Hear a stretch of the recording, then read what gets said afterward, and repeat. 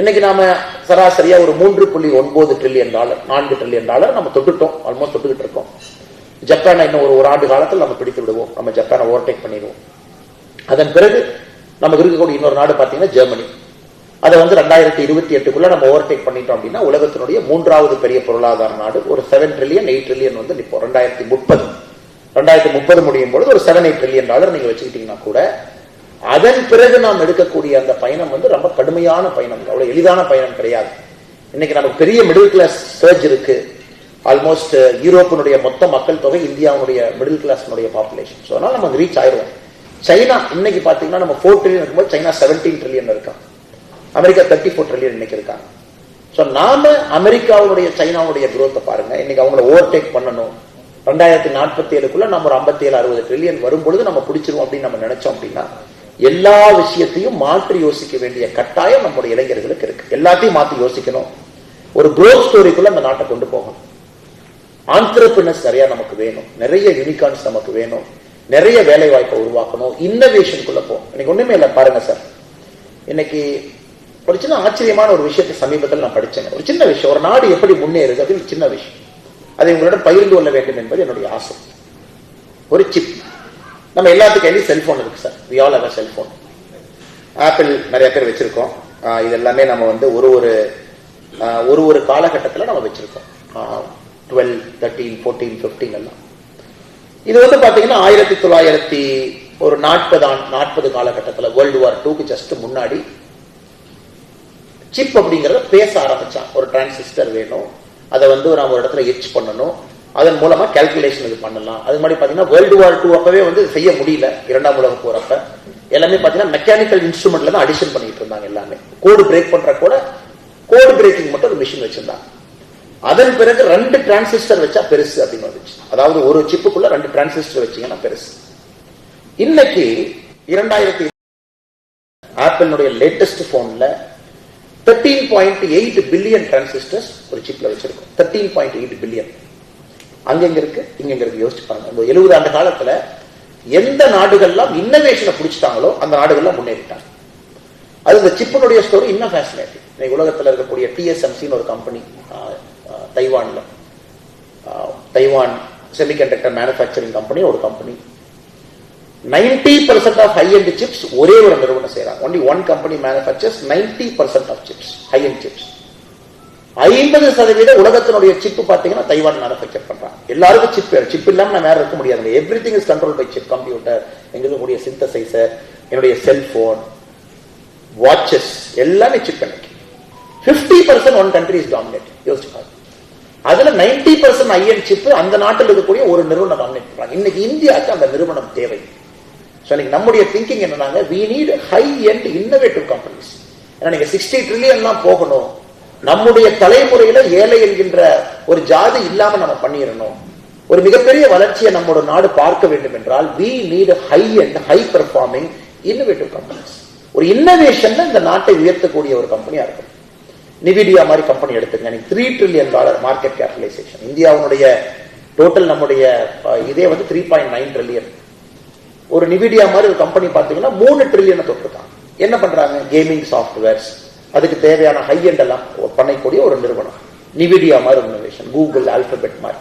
இன்னைக்கு நாம் எல்லோரும் எதிர்பார்ப்பது அடுத்து வரக்கூடிய 25 ஆண்டுகள்ல நம்முடைய நாட்டிலிருந்து நாம் இது போன்ற நிறுவனத்தை உருவாக்க போகின்றோம் என்பதில் நம்ம தெளிவாக இருக்கின்றோம்.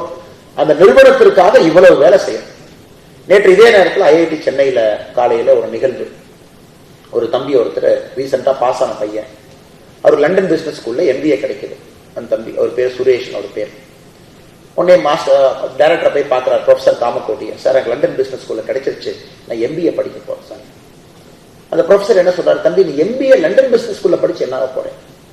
இல்லைங்க, சீட்டு கிடைச்சிருக்கு, IITல BE முடிச்சுட்டு அங்க போறேன். நீ MBA படிச்சுட்டு என்ன பண்ணுவ? ஒரு ஹை ஃப்ரீக்வன்சி ட்ரேடர், HFT-யா மாறுவ. ஒரு பெரிய நிறுவனத்திற்கு HFT ட்ரேடிங் பண்ணுவ. உனக்கு சம்பளம் ஒரு 5 கோடி, 10 கோடி, 20 கோடி, 50 கோடி வருஷத்துக்கு கொடுப்பாங்க. அதுக்காகத்தான் நீ IITல படிச்சேன்னு ஒரு முறை யோசிச்சு பாருங்க. இந்த பையனுக்கு அது யாரோ பொறித்தட்டின மாதிரி ஆயிப்போச்சு. என்னடா அது டைரக்டர் இப்படி சொல்றாரு, நமக்கு லண்டன் பிசினஸ் ஸ்கூல்ல MBA சீட்டு கிடைச்சும் டைரக்டர் அப்படி கேட்டாரு. அந்த தம்பி நம்ம அலுவலகத்துக்கு வந்தார் சமீபத்தில். இந்த மாதிரி எதாச்சியான ஒரு மீட்டிங். நான் இந்த மாதிரி லண்டன் போலீங்க, ஐஐடிலேயே 2 வருஷம் நான் ரிசர்ச் பார்க்கல ஒரு நிறுவனத்தை நான் ஆரம்பிக்க போறேன் அப்படின்னா நான் சொன்னேன், ரொம்ப சந்தோஷம் தம்பி, நீங்க கண்டிப்பா ஆரம்பிங்க. நான் நிறுவனத்தை ஆரம்பிக்கிறப்ப நீங்க ஐஐடி வரணுங்கண்ணா, நீங்க எல்லாம் வந்து அந்த நிறுவனத்தை ஆரம்பிக்கிற நாள் வரணும்னு சொன்னபடி நேற்று நாங்க போயிருந்தோம். அந்த ஐஐடிக்குள்ள போனதுக்கு அப்புறம் தாங்க நமக்கு தெரிஞ்சது என்ன மாதிரி ஒரு விஷன் நம்ம இந்தியன் யூனிவர்சிட்டிஸ் இன்னைக்கு நடக்குது அப்படி. ஏன்னா ஒரு பக்கம் நம்ம சொல்றோம் இதெல்லாம் வேண்டும் என்று சொல்லிக்கிட்டோம், இன்னொரு பக்கம் நம்ம பசங்க எவ்வளவு பிரமாதமான வேலைகள் செய்யறாங்கன்னு பாருங்க. இன்னைக்கு உதாரணத்துக்கு நம்முடைய ஐஐடி மெட்ராஸ் மட்டுமே ஹைப்பர் லூப் அப்படின்னு நம்ம சொல்றோம், அடுத்த கட்ட டெக்னாலஜி ஹைப்பர் லூப்ல வண்டி போகணும். உலகத்துல பாத்தீங்கன்னா ஹைப்பர் லூப் டெஸ்ட் பெட் நெவாடால இருக்கு, அமெரிக்கால ஒரு 500 மீட்டர் ட்ராக்ல டெஸ்ட் பெட் ஓட்டுறாங்க. ஐஐடி சென்னை ஏசியாவுடைய முதல் டெஸ்ட் பெட்டை ரெடி பண்ணிட்டாங்க டிஸ்கவரி வில்லேஜ்ல 422 மீட்டர். அதுல 2025 பிப்ரவரியில ட்ரையல் பண்ண போறாங்க. உலகத்தில் இருக்கக்கூடிய நிறுவனங்கள்லாம் வந்து காட்டுங்க அப்படிங்கிறாங்க. ஹை எண்ட் இன்னோவேஷன் 20 ஆண்டுகள் கழித்து என்ன வேண்டும் அப்படிங்கறது இன்னைக்கு யோசிக்கிறாங்க, ஸ்டூடெண்ட்ஸ் உள்ள போறாங்க. அதான் இன்னொரு விஷயம் பாருங்க, அக்னிகுல்ங்கிற கம்பெனி கேள்விப்பட்டிருப்பீங்க. அக்னிகுல் ரீசெண்டா 72 மணி நேரத்துல 3 ராக்கெட் செய்யறாங்க. யோசிச்சு பாருங்க, ஒரு ராக்கெட்டுக்கு எவ்வளவு நேரம் ஆகும்? ஒரு ராக்கெட்டுக்கு அவ்வளவு R&D பண்ணி மெட்டீரியல் சயின்ஸ் எல்லாம் கரெக்ட் பண்ணீங்க, ஒரு ராக்கெட் செய்யறதுக்கு அவ்வளவு நேரம் ஆகும். 3D பிரிண்டிங்ல 72 hours 3 rockets. முதல் ராக்கெட் அக்னிகுல் லான்ச் பண்ணி மேல போயிடுச்சுங்க, சக்சஸ்ஃபுல் லான்ச். 6th அட்டெம்ப்ட்ல லான்ச் பண்ணி மேல கொண்டு போயிட்டாங்க. இன்னைக்கு அக்னிகுல் என்ன சொல்றாங்க, ஐஐடி மெட்ராஸ் ரிசர்ச் பார்க்ல வந்திருக்கக்கூடிய ஸ்டார்ட் அப் என்ன சொல்றாங்க, நாங்க நெக்ஸ்ட் ராக்கெட்டை லான்ச் பண்ணும் பொழுது உலகத்திலேயே we will do a launch cost at 1/3 அப்படிங்கிறாங்க. ஏன்னா ஒரு ஆண்டுக்கு உங்களுக்கு தெரியும் இந்த உலகத்துல 20,000 சேட்டலைட் லான்ச் பண்ணணும். we need 20,000 satellites in a year. Replacement பண்ணணும், சேட்டலைட் வான் அவுட் ஆயிருக்கும் ரீப்ளேஸ் பண்ணணும், டெலிகம்யூனிகேஷன் சேட்டலைட் ஒரு பெரிய கங்கலமரேஷன் உருவாக்கணும். இன்னைக்கு சராசரியாக 20,000 சேட்டலைட் ஒரு ஆண்டுக்கு இந்த உலகத்துல வேற வேற பண்ணிட்டே இருக்கணும். பிரெஞ்சு கயானால, ISROல, ஸ்ரீஹரிகோட்டால மாத்தி மாத்தி லான்ச் பண்ணிட்டு இருக்கோம். இன்னைக்கு பசங்க அதுக்குள்ள போறாங்க. எவ்வளவு பெரிய மார்க்கெட், $1 பில்லியன் மார்க்கெட். அதுக்குள்ள அக்னிகுல் 3D பிரிண்டட் இன்ஜின், அதுல 1/3 ஆஃப் லான்ச் காஸ்ட் நம்ம இந்தியால பண்றோம்.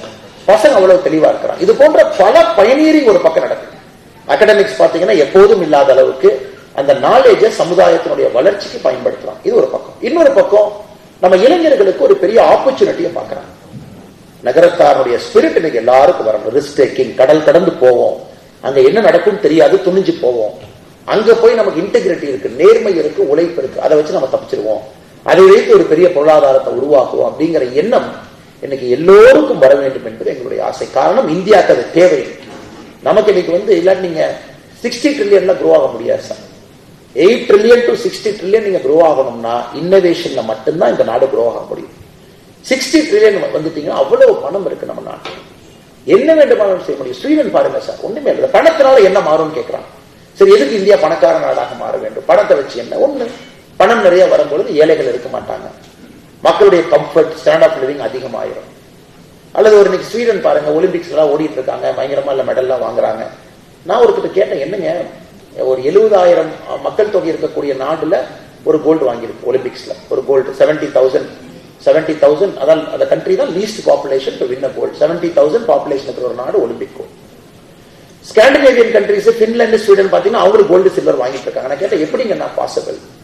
நம்ம நாட்டில் 142 கோடி பேர் இருக்கோம், இவ்வளவு ஒரு எஃபர்ட்டை போடுறோம், டாப்ஸ் ஒலிம்பிக்கு வந்து பிரதமர் தனி கவனம் கொடுக்குறாங்க, நம்மளால இன்னும் ஒரு 50 மெடலுக்கு போக முடியலையே. அதுக்கு ஒரு அருமையா விளக்க சொன்னார். இந்த வளர்ந்த நாடுகள் இந்த ஒலிம்பிக்ஸ்ல பாருங்க, பணக்கார நாடுகளுக்கு என்னன்னா அவங்களுக்கு ஒரு level of comfortness, standard of living வந்த பிறகு அவங்க குழந்தைங்க ஃபுல் டைம் ஸ்போர்ட்ஸ் மேனா மாறிடுறாங்க. அது இந்தியா போன்ற ஒரு வளர்ற நாட்டுல, மிடில் கிளாஸ் மைண்ட் செட் இருக்கக்கூடிய நாட்டுல அது முடியாது. இப்ப ஸ்வீடன்லாம் பாத்தீங்கன்னா ஆயில் மணி 1980-90 ஆயில் பூம், அவ்வளவு பணம். அரசு வந்து ஒரு சின்ன ஸ்கூல்லயும் ஒரு ஸ்டேடியத்தை கட்டி வச்சிருக்கான். ஸ்வீடன் இன்ஃப்ராஸ்ட்ரக்சர், ஸ்போர்ட்ஸ் இன்ஃப்ரா சின்ன சின்ன ஊர்ல கொண்டு வந்து இறக்கிட்டாங்க. அப்ப அந்த குழந்தைங்களுக்கு ஒரு எக்ஸ்போஷர் கிடைக்குது. நம்ம நாட்டில் அதை நம்ம செய்ய முடியல. வின்டர் ஒலிம்பிக் கேம்ஸ் பாருங்க, ஸ்காண்டினேவியன் கண்ட்ரிஸ் தான் டாமினேட் பண்றாங்க. கடந்த 2 வின்டர் ஒலிம்பிக் கேம்ஸும் அவங்க தான் ஹையஸ்ட் மெடல் வாங்குறாங்க.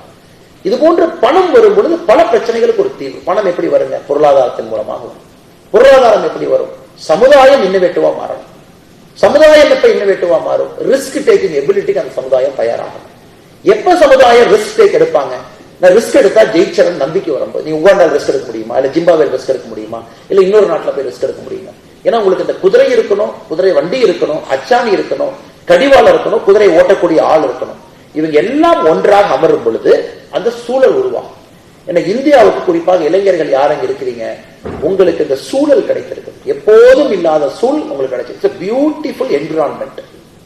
இந்த என்விரான்மெண்ட்ல நீங்க உள்ள இருக்கீங்க. அதனால உங்களுடைய சிந்தனைகள் எல்லாம் innovation, risk taking, problem solving, இந்த நாட்டினுடைய பிரச்சனைகளுக்கெல்லாம் ஒரு தீர்வு. இது இந்த விஷயத்துல நீங்கள் கொண்டு செல்ல வேண்டும் என்பது என்னுடைய அன்பான வேண்டுகோளாக உங்கள் முன்னால் வைக்கின்றேன். அதை தாண்டி இன்னைக்கு சில இடத்துல பாத்தீங்கன்னா இந்த டெமோக்ரஸி அதிகமாக இருக்கும் பொழுது சில இடத்துல பெசிமிசமும் கூடமே வந்துருக்கு. ஏன்னா இந்தியாவில் பாத்தீங்கன்னா யார் வேண்டுமானாலும் என்ன வேண்டுமானாலும் பேசலாம். ஏன்னா ஜனநாயகம் நிறைய இருக்கு, ஏகப்பட்ட ஜனநாயகம் இருக்கு, யாரும் எதுவும் செய்ய முடியாது. ஒரு சைனா மாதிரி growth கண்ட்ரில பாத்தீங்கன்னா ஒரு ரெஸ்ட்ரிக்டட் கவர்னன்ஸ் இருக்கு. சிங்கப்பூர் லீ குவாங் யூ எப்ப இருந்து பிரதம மந்திரியா இருந்தாருங்க, அது எல்லாருமே சொல்லுவாங்க நான் ஒரு டிக்டேட்டர் டெமோக்ரஸி அப்படிம்பாரு அவர். The problem with Indian democracy is there is too much democracy. Lee Kuan Yew சொல்லியிருக்காரு. இன்னைக்கு நாம் செய்ய வேண்டியது நம்முடைய ஜனநாயகத்துல நாம் வளர்ச்சியை காட்ட முடியும் என்கின்ற ஒரு விஷயத்தை நம்ம சொல்ல கடமைப்பட்டிருக்கின்றோம். டிக்டேட்டர்ஷிப்ல பண்றது பெரிய விஷயம் கிடையாது. சைனா மாதிரி வந்து நின்று இங்க ஒரு கோடை போடுப்பா, அங்க ஒரு கோடை போடு, நேர்கோட்டில் ரோட்டை போடு, அது வேற இல்லை. பட் இங்க வந்து கோடை போட்டீங்கன்னா அண்ணே முனிசாமி எனக்கு தோட்டம் இருக்கு, அண்ணே ராமசாமி எனக்கு காடு இருக்கு, அண்ணே நம்ம டிஎம்கே காரர் பிரிட்ஜ் இருக்கு, திருப்பு நம்ம ரோட்டை திருப்பி பார்த்தீங்கன்னா அது பரவாயில்ல ஜிக்ஜாக் மாதிரி ரோட போட்டு வச்சிருக்கோம். வேற வழி இல்லை. ஜனநாயகத்துல எல்லாருக்கும் அது மதிப்பளிக்கணும். அப்படித்தான் நம்ம செய்யணும். ஜனநாயகத்துல சில நேரத்துல பாத்தீங்கன்னா கொஞ்சம் ஸ்லோவா இருக்கிற மாதிரி இருக்கும். அது இளைஞர்களுக்கு கொஞ்சம் கோவம். எனக்கு உங்களுக்கு உடனே நடக்கணும், இன்னைக்கே நடக்கணும், நாளைக்கு காலையில் நடக்கணும், ஏன் நடக்க மாட்டேங்குது? சோ இங்க எல்லாத்தினுடைய குரலையும் நம்ம கேட்கணும். கேட்டுதான் ஜனநாயகத்துல சில முடிவுகள் எடுக்க முடியும். ஆனால் அது உங்களுடைய சிந்தனையை பாதிக்கக்கூடாது. Politics by nature is slow, democracy by its nature is slow. அதனாலதான் இந்தியாவை பாத்தீங்கன்னா எலிபென்ட்னு சொல்லுவாங்க, சைனாவை பார்த்தா டிராகன், அவன் பறந்து போயிடுவான். நம்ம எலிபென்ட் மாதிரி ஒரு கால் அப்புறம் ஒரு கால்.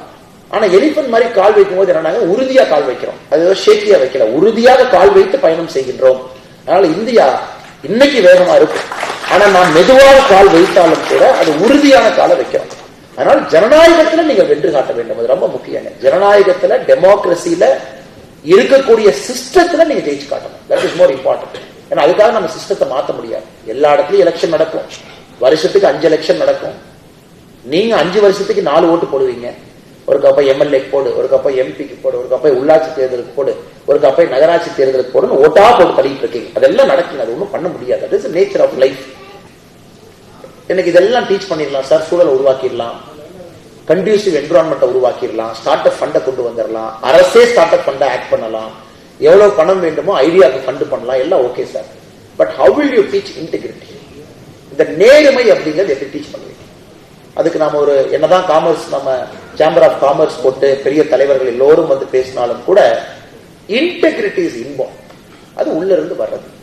அது நகரத்தார் சமுதாயத்தை பொறுத்தவரை அந்த இன்டெகிரிட்டிங்கிறது உங்க கூடவே பிறந்திருக்கு. நான் ஏற்கனவே சொன்னது போல இன்னைக்கு நம்முடைய சமுதாயத்தை ரொம்ப ஸ்ட்ராங்காவோ நம்முடைய பிசினஸ் ரொம்ப ஸ்ட்ராங்காவோ படித்து பார்க்கும் பொழுது இன்டெகிரிட்டி, ஹார்ட் ஒர்க், இது இரண்டும் தான் இந்த சமுதாயத்தை இந்த அளவுக்கு உயர்த்தி இருக்கு. ஆனால் இன்னைக்கு இன்டெகிரிட்டியோட நம்ம ஜெயிக்கணும். இன்னைக்கு நிறைய இந்தியாவுடைய ஸ்டார்ட் அப் எல்லாம் பார்க்கும்போது நம்ம கவலை அளிக்குது. இந்தியாவுடைய புது ஸ்டார்ட் அப் எல்லாம் பார்த்தீங்கன்னா கவலை அளிக்கிறாங்க. Corporate governance mechanism is a problem, டைரக்டர்ஸ்னுடைய நடுநிலைத்தன்மை is a problem, money handling is a problem, the way they deal with an investor's money is a problem, founder எவ்வளவு நேர்மையா இருக்கிறாங்க, இட்ஸ் அ ப்ராப்ளம். இந்தியாவுடைய பெரிய கம்பெனி, ஐ திங்க் யூனிகான்ல the largest valued company is in trouble. இந்த company பேரை நான் குறிப்பிட விரும்பல ஒரு பப்ளிக் ஃபோரத்துல. the largest valued unicorn in India is in deep trouble. Corporate governance மெக்கானிசத்துல மிகப்பெரிய பிரச்சனை இந்த கம்பெனிக்கு இருக்கு. அதனால நாம இந்த ஜெனரேஷன்ல அந்த தவறை செய்யக்கூடாது. குறிப்பாக இளைஞர்கள், we should do our business with utmost integrity. அது குறிப்பாக அந்த இந்தியன் ஹானஸ்டில நாம எடுத்துட்டு போகணும். இது வந்து ரொம்ப கஷ்டமான ஒரு வேலை. இது சொல்லிக் கொடுக்க முடியாது, பேச முடியாதுங்க. It's a lived experience. அது குறிப்பாக நகரத்தார் சமுதாயத்திலிருந்து இந்த மெசேஜ் வெளியே போகணும் அப்படிங்கிறது என்னுடைய ஆசை. இந்த சமுதாயத்திலிருந்து குறிப்பாக இன்டெகிரிட்டி, நேர்மை, தொழில் நேர்மை, அது எப்படி செய்யணும், எனக்கு வர்ற ₹1 நீ கொடுக்கணும், உனக்கு தேவையில்லாத ₹1 நான் கொடுக்க மாட்டேன் அப்படிங்கிறது நகரத்தாருடைய பிலாசபி. யாருக்கும் எக்ஸ்ட்ரா கொடுக்க மாட்டேன், அவங்களுக்கு வர வேண்டிய பணம் வரணும், உனக்கு நேர்மையான என்ன கொடுக்கணும் நான் கொடுப்பேன். அதுதான் சமுதாயத்தினுடைய அடிப்படை ஒரு தன்மை. அப்படிதான் இருக்கணும். அது உலகத்துல அப்படிதான் இருக்கணும். இந்த பிசினஸ்ங்கிறது பிசினஸா இருக்கணும், அதை நம்ம குழப்பிக்கவே கூடாது. அது எனக்கு எல்லா இடத்திலும் வர வேண்டும். குறிப்பா அந்த நேர்மை, இன்டெகிரிட்டி அப்படிங்கிறது ஒரு பர்சனல் பிலாசபியா வரணும். அது நம்ம வந்து அது வந்துருச்சுன்னா ஆட்டோமேட்டிக்கா அது பர்சனல் லைஃபுக்குள்ளேயே வர ஆரம்பிச்சிடும். நம்ம வாழ்க்கை எப்படி வாழ்றோம், வெளியே எப்படி வாழ்றோம், உள்ள எப்படி வாழ்றோம், எப்படி பேசுறோம், இதெல்லாம் கூட மாறணும். அது மாற ஆரம்பித்து விட்டால் அரசியல்வாதிகளுடைய பிரச்சனை பாதி பிரச்சனை முடிச்சிடும். எனக்கு உலகத்திலே ரொம்ப கஷ்டப்படுற ஒரு ஜென்மம் பாத்தீங்கன்னா இந்த அரசியல்வாதிகள் ஜென்மம் தான். ஏன்னா பை நேச்சரே இந்த கதை சட்டையை போட்டு நீங்க ஒரு பக்கம் போயிட்டீங்கன்னா வெளியே ஒரு மாதிரி இருக்கணும், உள்ள ஒரு மாதிரி இருக்கணும். காரணம், இவங்களையும் பகைச்சக்கூடாது, இவங்களையும் பகைச்சக்கூடாது, இவங்களையும் பகைச்சக்கூடாது. நீங்க வாயை திறந்து தைரியமா பேசுறதெல்லாம் நான் 5 வருஷத்துக்கு முன்னாடி தான் கடைசியா வாயை திறந்து தைரியமா பேசுறேன். ஏதாச்சும் தைரியமா பேசிட்டீங்கன்னா எங்க பிரச்சனை. அது தைரியமா ஒண்ணு பேசிட்டீங்கன்னா இந்த கம்யூனிட்டி எதிர்த்து பேசிட்டாரோ அதுக்கு நம்ம எக்ஸ்பிளனேஷன் கொடுக்கணும். இவரை பார்த்துட்டு சொல்லிட்டாரோ அதுக்கு எக்ஸ்பிளனேஷன் கொடுக்கணும். அன்னைக்கு அரசியல்வாதிகளுடைய நிலைமை பாத்தீங்கன்னா, இந்த வடிவேல் அண்ணா ஒரு படத்துல சொல்லுவார், பனைமரத்துக்கு ஒரு குத்து, தென்னை மரத்துக்கு ஒரு குத்துங்கிற மாதிரி இங்க ஒரு குத்து அங்க ஒரு குத்து மாதிரி ஆயிடுச்சு. பாலிடிக்ஸ்ல நேர்மை குறைய ஆரம்பிச்சிருச்சு. காரணம், சமுதாயத்துல நேர்மை குறைய ஆரம்பிச்சிருச்சு. இதாங்க ஐயா உண்மை. Because politics is just a reflection of society. அதே சொசைட்டில இருந்து ஆட்கள் அரசியலுக்கு வர்றாங்க. இன்னைக்கு அரசியல்ல ஸ்ட்ராங்கா இதுதான் அப்படின்னு பேசுற நிலைமையில யாருமே இல்லை. அப்படியே பேலன்ஸ் பண்ணி மக்கள் அப்படியே கூட எடுத்துட்டு போறோம். அது ரொம்ப கஷ்டமான ஒரு சூழ்நிலை. அப்படி இருக்கும் பொழுது முக்கியமான கடினமான முடிவுகள் எடுப்பது கஷ்டமாயிடும். ஏன்னா சொசைட்டி இன்னைக்கு தயாரா இல்லை. சொசைட்டி பாத்தீங்கன்னா ஜாதி, மதம், இனம், உணர்வு, மொழி இந்த மாதிரி பல விஷயத்துல பிரிச்சு வச்சிருக்கிறாங்க. நீங்க என்ன சொன்னாலும் கூட அது ட்விஸ்ட் ஆயிருக்கு. அதனால இந்த இன்டெகிரிட்டி என்பது பிசினஸ்ல ஆரம்பிச்சு பர்சனல் லைஃபுக்குள்ள போகும் பொழுது, சமுதாய மாற்றம் நேர்மையை நோக்கி நகரும் பொழுது, அரசியல்வாதிகள் எதிரா பாதி பேர் காணாம போயிடுவாங்க, அல்லது நல்லவங்க அரசியலுக்குள்ள வருவாங்க. அரசியல்ல ஒரு நேர்மையை நம்மால் பார்க்க முடியும். காமராஜர் ஐயா நேர்மையா இருந்தாங்கன்னா மக்கள் நேர்மையா இருந்தாங்க, காமராஜர் ஐயாவும் நேர்மையா இருந்தாங்க. ஆனா 2024 நமக்கு சொல்ல முடியாது. அதனால் அதுவும் ஒரு அரசியல்வாதியாக என்னுடைய எதிர்பார்ப்பு உங்ககிட்ட அது நிச்சயமாக நடக்கும் என்கின்ற நம்பிக்கை. அதனால் இந்த நிகழ்வு நகரத்தார் சேம்பர் ஆஃப் காமர்ஸ் இருக்கக்கூடிய எல்லா அன்பு சொந்தங்களுக்கும் இந்த நேரத்தில் என்னுடைய நெஞ்சார்ந்த நல்வாழ்த்துக்களை தெரிவித்துக் கொள்கின்றேன். உங்கள் சமுதாயம் மிகப்பெரிய விஷயத்தை நீங்க செஞ்சிருக்கிறீங்க, இன்னும் நிறைய செய்ய போறீங்க, எந்த மாற்று கருத்தும் இல்லை. குறிப்பாக இளைஞர்களுக்கு ஒரு பெரிய சுமை உங்க தோல் மேல இருக்கு. ஏன்னா அவங்க முதியவர்கள் அது போன்று வாழ்ந்திருக்கின்றார்கள். ஆன்மீகத்தை விட்டுக் கொடுக்கல, சமுதாய பற்றை விட்டுக் கொடுக்கல, வளர்ச்சியை விட்டுக் கொடுக்கல, வாணிகத்தை விட்டுக் கொடுக்கல. ஆனா நாங்க இன்னைக்கு ஒன் சைடா மாறிட்டு இருக்கோம். அது குறிப்பாக நகரத்தார் இளைஞர் சமுதாயத்துக்கு இவங்க வச்சிருக்கிற சேலஞ்ச் 4ஐயும் விடாம நீங்க எடுத்துட்டு போகணும். அடுத்த தலைமுறை இன்னும் 4 படி உயரத்துக்கு நீங்க மேல போகணும். இதெல்லாம் நீங்கள் செய்வீர்கள் என்கின்ற நம்பிக்கை. எங்களை அன்போடு அழைத்த நம்முடைய அம்பா பழனியப்பன் அவர்கள் விமானத்துல 2 எதேச்சியா போனோம். நீங்க சீரடி போனீங்கன்னா, அவர் சீரடி செல்வதற்காக அந்த விமானத்துல இருந்தாரு, நான் எங்கேயோ போவதற்காக அந்த விமானத்துல இருந்தேன். பெங்களூர் போவதற்காக மறுபடியும் ஃபிளைட்ல பேசிக்கிட்டே போனோம். அன்னைக்கு சொன்னா நீங்க பேசணும் அப்படின்னாரு. நான் சொன்னா நான் கண்டிப்பா பேசுறேன், வாய்ப்பு இருக்கும்போது நீங்கள் சொல்லுங்க. உங்க சமுதாயம், உங்க காமர்ஸ் ஈவெண்ட் பேசுவது எனக்கு ஒரு பெருமை என்று சொன்னேன். சொன்னபடி இன்று முன்னால் நின்று கொண்டிருக்கின்றேன். ஆரம்பத்துல பாத்தீங்கன்னா நிறைய பேர் என்கிட்ட பேசும்போது நான் சொல்வது ஒரு 2-3 ஆண்டுகளுக்கு முன்பு தமிழகத்துல, அண்ணன் நீங்க எந்த ஊர் அப்படிம்பாங்க. நான் அண்ணன் கரூர் பக்கத்துல சின்னத்தரவன் பக்கத்துல தொட்டமுட்டி. நம்மளெல்லாம் அங்க இருக்காங்களா அப்படிம்பாங்க. நம்மளெல்லாம் நிறைய இருக்காங்கண்ணே அப்படின்னு. அது அப்படியே கான்வர்சேஷன் அப்படியே போகும், ஒரு 2 நிமிஷத்தே போகும். அப்புறம் எந்த கோயிலுக்கு நீங்க போறீங்க அப்படிம்பாங்க. நான் ஒரு கோயிலுக்கு சொல்லுவேன். அந்த கோயிலும் இவர் எதிர்பார்க்கிற கோயிலுக்கும் சம்பந்தம் இருக்காது. அங்க எப்படி நான் கோயிலும்பாங்க. இதே மாதிரி ஒரு 10 நிமிஷம் கான்வர்சேஷன் போனதுக்கு அப்புறம், அண்ணன் நீங்க காரைக்குடி பக்கம் தானே அப்படிம்பாங்க. இல்லைங்கன்னா நான் அங்கதாங்கண்ணே ஒரிஜினல் அப்படி. அதுக்கப்புறம் ஏன்னா அந்த பெயர் இருக்கின்ற காரணம், அண்ணாமலை என்கின்ற பெயரின் காரணமாக என்னுடைய பாட்டனாருடைய பெயர் அண்ணாமலை. அவர் எப்பவுமே பாத்தீங்கன்னா திருவண்ணாமலைக்கு அடிக்கடி போகக்கூடிய ஒரு மனிதர். சிவபெருமான் மீது ஒரு பெரிய காதல் அவருக்கு, பெரிய பக்தி. அதன் காரணமாக அண்ணாமலை என்கின்ற பெயரை எனக்கு சூட்டியிருக்கிறாங்க. அது கொஞ்சம் எங்களுடைய கம்யூனிட்டியோ அல்லது நான் இருக்கக்கூடிய பகுதியோ, இந்த கொங்கு பகுதியில் அண்ணாமலை என்கின்ற பெயர் கொஞ்சம் அரிது. ரொம்ப சிவபக்தர்களாக இருந்தால் அண்ணாமலை வைப்பாங்க, பொதுவான பெயர் கிடையாது. அது காரைக்குடி நகரத்தார் சமுதாயத்தில் அது ஒரு பொதுவான பெயர். அது ஒரு சுகமான ஒரு அனுபவமா எனக்கு இருக்கும். அந்த கான்வர்சேஷன் பேசுறது எனக்கு அதுக்கு எனக்குள்ள பாத்தீங்கன்னா ஒரு சின்ன கியூரியாசிட்டியை டெவலப் பண்ணுச்சு. இந்த சமுதாயத்தை பற்றி நாம் தெரிந்து கொள்ள வேண்டும். இருக்கக்கூடிய எண்ணிக்கை பாத்தீங்கன்னா ரொம்ப குறைவான எண்ணிக்கை, ரொம்ப குறைவான எண்ணிக்கையில் இருக்கிறாங்க. Very very less number. இன்னைக்கு ஒரு அப்ராக்சிமேட்லி 1 லட்சம் பேர் இருக்கலாம். குறைவான எண்ணிக்கை இருக்கக்கூடிய சமுதாயத்தினுடைய ஸ்ட்ரென்த் பாத்தீங்கன்னா வலிமை, ஒரு பொருளாதார வலிமை, எக்கனாமிக் வலிமை பெரிய ஒரு பேசக்கூடிய ஸ்ட்ரென்த் உங்ககிட்ட இருக்கு. அது என்ன அப்படின்னு எனக்கு ஒரு பெரிய ஒரு ஆர்வம் தூண்ட ஆரம்பித்தது. கொஞ்சம் கொஞ்சமா படிக்க ஆரம்பிச்சேன். குறிப்பாக அந்த 9 நகரத்திலிருந்து எப்படி வந்தாங்க, அந்த 9 கோவில்கள் சோழ பேரரசு காலத்திலிருந்து எப்படி பாண்டிய நாட்டிற்கு வந்த பொழுது அரசங்கிட்ட அவங்க கேட்டது 9 கோயில்கள் மட்டும். அந்த 9 கோயில்கள் நகரமாக மாறிச்சு, சுத்தி இருக்க ஆரம்பிச்சாங்க. பின்னால மறுபடியும் 96 வில்லேஜஸ், 96 கிராமத்திற்கு நோக்கி போக ஆரம்பிச்சாங்க, சவுத் வரைக்கும் வர ஆரம்பிச்சாங்க. எப்படி கொஞ்சம் கொஞ்சமா, ரொம்ப ஆச்சரியம் பாருங்க. ஆரம்பத்துல நம்முடைய பிரிட்டிஷ் காலத்துல 1896 சென்சஸ் ரெக்கார்ட்ல வந்து வெறும் 10,000 பேர் தான் தங்களை வந்து நகரத்தார் சமுதாயமா அறிமுகப்படுத்திக்கிறாங்க. ஒன்லி 10,000 1896. அது 1951 50,000 அடையாளப்படுத்திக்கிறாங்க. 10,000 இருந்து 1896 50,000 அறிமுகப்படுத்திக்கிறாங்க. இன்னைக்கு அப்ராக்சிமேட்லி ஒரு 1,00,000 உங்களுக்கு நம்பர் பெட்டரா தெரியும். அப்படி இருந்தும் கூட இந்த கம்யூனிட்டியினுடைய பலம், ஸ்ட்ரென்த், அவங்களுடைய பேச்சு, அவங்க செய்யக்கூடிய வேலையெல்லாம் அந்த நம்பர்ஸை தாண்டி ஒரு புலிப்பாய்ச்சலாக அவங்களுடைய வேலை இருக்கு. அதுக்கு ஒரு பெரிய சரித்திரம் இந்தியா முழுவதுமே. எப்ப வந்து பர்மா எப்ப ஓபன் ஆச்சோ அந்த கண்ட்ரி ட்ரேடிங்க்கு முதல்ல ரிஸ்க் எடுத்து அங்க போனது நகரத்தார் சமுதாயம். பர்மாக்கு போனாங்க, மியான்மர், அங்கிருந்து சிங்கப்பூர், மலேசியா, அதன் பிறகு இலங்கை ஒரு பெரிய ஒரு ஆதிக்கமா இருந்தாங்க. கடல் கடந்து எப்படி சோழ பேரரசு தைரியமா ஒரு ஒரு ஊருக்கு போக ஆரம்பிச்சாங்களோ நகரத்தார் சமுதாயம் கூட எக்ஸ்ட்ரானரி ரிஸ்க் டேக்கிங் அபிலிட்டி. எவ்வளவோ கம்யூனிட்டி இருந்தாலும் கூட ஒரு கம்யூனிட்டி பயங்கரமா ரிஸ்க் டேக்கிங் அபிலிட்டியோடு தமிழ்நாட்டுக்குள்ள சாம்ராஜ்யங்கள் மாறி இருந்தாங்க, கடல் தாண்டி போனாங்க, புது புது ஊர்ல போய் கோல வச்ச ஆரம்பித்தாங்க. இன்ஃபேக்ட் நீங்க பாத்தீங்கன்னா நம்ம நகரத்தாரை பத்தி இவ்வளவு பெருமையா நம்ம பேசுறோம். ஆனா ஒரு காலகட்டத்தில் மெட்ராஸ் பிரசிடென்சில அவங்களுக்கு வலிமை அந்த அளவுக்கு பெருசா இல்ல. 1930 காலகட்டத்தை சரித்திரத்தை எடுத்து பார்க்கும் பொழுது நகரத்தார் சமுதாயத்தினுடைய மொத்த ஒர்க்கிங் கேபிட்டல் அப்ராக்சிமேட்லி 120 crore. அந்த 120 crore எவ்வளவு ஒர்க்கிங் கேபிட்டல் மெட்ராஸ் பிரசிடென்சிக்குள்ள பாத்தீங்கன்னா ரொம்ப குறைவு. காரணம், உங்களுடைய banking system was a threat to the British presidency. இந்த பிரிட்டிஷ்கெல்லாம் சிம்ம சொப்பனமா அவங்க பேங்கிங் சிஸ்டம் இருந்துச்சு. இந்த ட்ரையல் பேலன்ஸ் மெத்தடா இருக்கட்டும், ரியல் டைம் இங்கிருந்து ஒரு மியான்மரா இருந்தா கூட இந்த ஊர்ல வந்து நாங்க ஒரு பணத்தை கொடுக்கும்போது மியான்மர்ல அப்டேட் பண்ணுவீங்க, அங்க கூப்பிட்டு அப்டேட் பண்ணுவீங்க. சோ பிரிட்டிஷ்னுடைய பேங்கிங் சிஸ்டமுக்கு வந்து நகரத்தாரனுடைய பேரலல் பேங்கிங் சிஸ்டம் வந்து ஒரு பயத்தை ஏற்படுத்துறதுனால சென்னை பிரசிடென்சிக்குள்ள பெருசா அவங்களை அவங்க அலோவ் பண்ணவே இல்லை, இருக்கவே கூடாதுன்னு ரொம்ப முயற்சி எடுத்தாங்க. அதனால 19ஆம் நூற்றாண்டுடைய ஆரம்ப காலத்துல கால்கட்டால 120 firms registered in the name of நகரத்தார். செட்டியார் அப்படிங்கிற புனை பேர்ல 120 firm கால்கட்டால 19ஆம் நூற்றாண்டு ஆரம்பத்தில் இருக்கு. சென்னையில பாத்தீங்கன்னா கொஞ்சம் கொஞ்சமா பின்னாடி ஆரம்பிக்கிறோம்.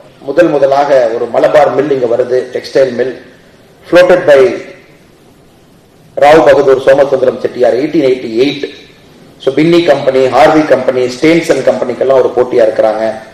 அதன் பிறகு அந்த கவர்மெண்ட் கெசட் ரெக்கார்டு எடுத்து பாத்தீங்கன்னா ஒரு கெசட் ரெக்கார்டு எடுத்து பார்க்கும் பொழுது மேஜர் மில்ஸ் எல்லாம் எந்தெந்த காலகட்டத்தில் கொண்டு வர்றோம். 1888 மலபார் ஸ்பின்னிங் மில், சோமசுந்தர செட்டியார் அவங்க மலபார் ரீஜன்ல.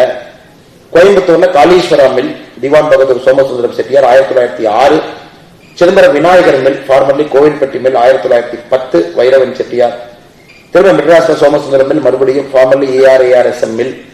திரும்ப 1921 major mills Meenakshi mill, Thiagaraj Chettiar அவங்க, Mahalakshmi mill, Madura 1925. So government gazette record எடுத்து பார்க்கும் பொழுது வெரி கிளியரா ஒரு டாக்குமெண்ட் செய்ய முடியும் எப்படி நகரத்தார் சமுதாயம் ஒரு ஆதிக்க சமுதாயமா குறிப்பாக சென்னை பிரசிடென்சிக்குள்ள மாற ஆரம்பிச்சாங்க. ஸ்பின்னிங் மில் கொண்டு வந்தாங்க. கொஞ்சம் கொஞ்சமா 2 விஷயங்கள் அவர்களுக்கு எப்பவுமே பெயர் போனது உங்களுக்கு தெரியாது இல்ல. இருந்தும் இந்த சமுதாயத்துல சார்ந்து பேசும் பொழுது 2 விஷயத்தை வெளியே வைக்கணும். ஒண்ணு வந்து பாத்தீங்கன்னா உங்களுடைய ரிஸ்க் டேக்கிங் எபிலிட்டி, செகண்ட் உங்களுடைய இன்டெகிரிட்டி. 2 ரொம்ப முக்கியம்.